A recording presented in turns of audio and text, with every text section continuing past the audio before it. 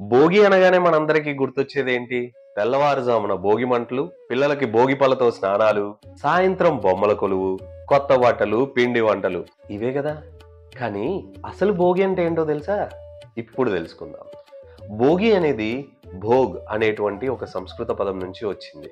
అంటే అనుభవం లేదా సుఖం లేదా ఆనందం అని అర్థం చేసుకోవచ్చు. ఆనందంగా దేన్నైతే అనుభవిస్తామో అది భోగం, లేదా ఏం చేయడం వల్ల ఆనందాన్ని పొందుతామో అది భోగం. ఒక్కొక్కరికి ఒక్కొక్కటి ఆనందం. సామాన్యుల ఆనందాలు అయితే వేరు. వాళ్ళకి ఆనందం అంటే కేవలం ఈ లౌకికమైనటువంటి విషయాలు మాత్రమే. అవి దొరికితే చాలు.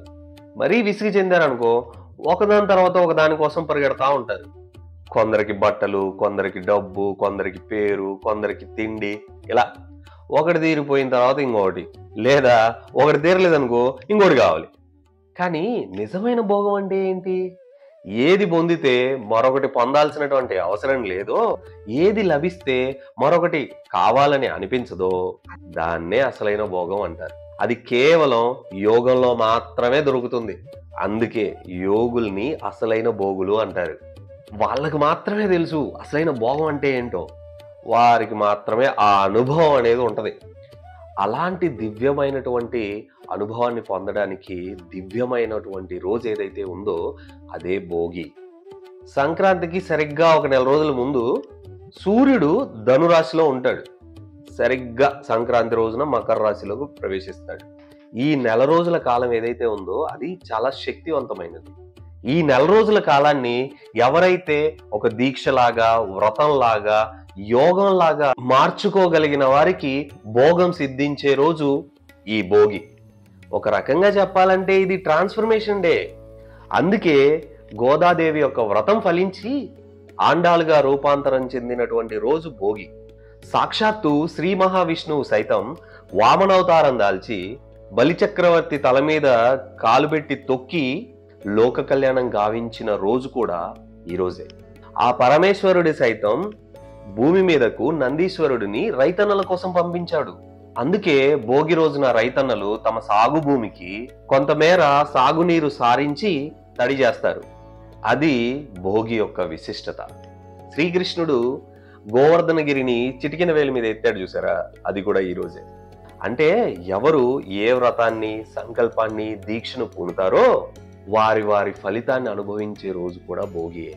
అది మాత్రమే కాదు, దక్షిణాయన కాలంలో మనం చేసినటువంటి పాపపుణ్యాలకు ఫలితాన్ని పొందే రోజు కూడా భోగే. అందుకే కొందరు సంక్రాంతి నెలను కీడు నెలగా భావిస్తారు. ఇదే రోజు బదరీవనంలో శ్రీహరిని పిల్లాడుగా మార్చి దేవతలంతా కలిసి బదరీ పళ్ళను స్వామివారి తల మీద పోసి స్నానం చేయిస్తారు. బదరీ పళ్ళు అంటే రేగిపళ్ళు. అందుకే మనం సైతం మన పిల్లలకి భోగి రోజున రేగిపళ్ళతో స్నానం చేయిస్తాం. వాళ్ళకి సకల భోగాలు సిద్ధించాలని ఆశీర్వదిస్తాం కూడా. ఇక సాయంత్రం వచ్చేసరికి పిల్లలకి ఈ కథలన్నీ అర్థమయ్యేలా చెప్పడం కోసం బొమ్మల కొలువు పెడతారు. ఇక భోగి మంటల విషయానికి వస్తే, సూర్యుడు దక్షిణాయన కాలంలో భూమికి దూరంగా ఉండడంతో ఉష్ణోగ్రతలు తగ్గి చలి తీవ్రత పెరుగుతుంది. ఈ చల్లని వాతావరణాన్ని తట్టుకునేందుకు, చలి బాధల్ని తప్పించుకునేందుకు దక్షిణాయనంలో తాము పడిన కష్టాలకు, బాధలకు, వాటిని తట్టుకున్నందుకు ఉత్తరాయణ కాలంలో సుఖ సంతోషాలను కోరుకుంటూ మనలో దాగి ఉన్నటువంటి చెత్త చెదారాలను, పనికిరాని ఆలోచనలను తొలగించుకుంటూ భోగి మంటలలో కాలి బూడిద చేసి ఆ తర్వాత సంక్రాంతికి నాంది పలుకుతూ ఆనందంగా జరుపుకుంటారు. మనం ఏమి చేసినా మన సనాతన ధర్మంలో నిగూఢమైనటువంటి జ్ఞానం అనేది దాగి ఉంటుంది. ఒక నెల రోజుల ముందు నుంచి మన ఆడవాళ్ళందరూ ముగ్గులేస్తుంటారు కదా, దాంట్లో గొబ్బెమ్మలు పెడతారుగా. ఆ గొబ్బెమ్మలతో పిడకలు చేసి దాన్ని భోగి రోజున మంటల్లో వేస్తారు. ఆవు పిడకలతో పాటు అలా ఆవు నెయ్యి, రావి, మామిడి, మేడి, ఔషధ చెట్ల కలప కూడా వేస్తారు. వీటిని కాల్చడం ద్వారా గాలి శుద్ధి అవుతుంది, సూక్ష్మ క్రిములు నశిస్తాయి, శ్వాసకోశకు సంబంధించినటువంటి రోగాల నుండి ఉపశమనం లభిస్తుంది. ఇది మన సంస్కృతి.